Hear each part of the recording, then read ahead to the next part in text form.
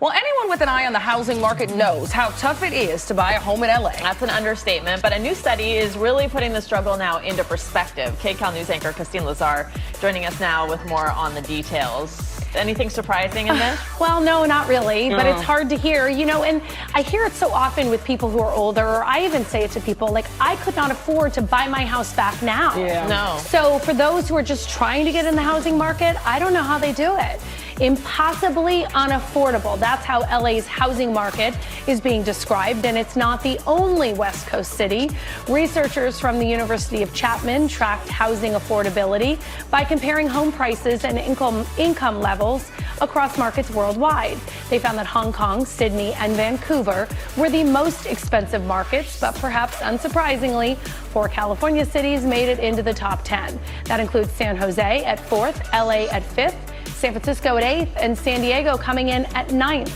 The report highlighted that middle-class households are facing the toughest challenge in buying a home. And there's a joke that my friends and I have, I grew up by the beach in San Diego, that none of us can afford to live in the neighborhoods that our parents were able to purchase into decades ago. It's so depressing. Be grateful you grew up there. I know, right? You got a taste of it. Even if I can't afford to ever move back. Yeah. And I think it's another reason why a lot of families are now holding on to their real estate, because they feel like the only way their kids will own anything is if they hand it down to them, right? And sadly, that's true in a lot of cases. All right, well, Swifties, are you ready for it to end?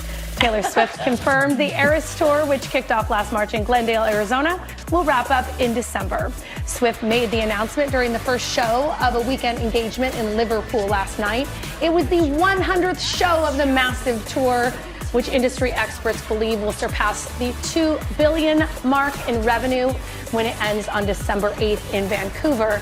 The closest tour in terms of gross was Elton John's farewell Yellow Brick Road, which earned $939 million over a 5-year span.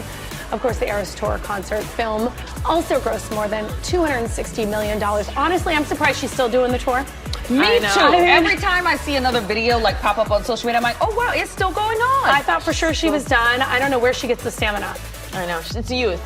Yeah, I guess so. But I mean, And super she is stardom. very young, but she's also like seasoned. You know, she's been doing this a long She's time. my age now. She should be a little tired. We the same age. 1989 is our year, like her album. Yeah. Well, you have stamina like her too. Do I? Yeah. Yeah, Okay. so says the person who got 30 minutes of sleep. Yeah. And is You know here what? talking and looking good. Hey, you're right. Let's go, Taylor Swift.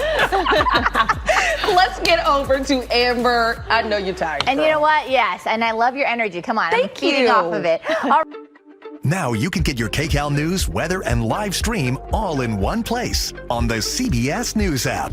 Download it free today.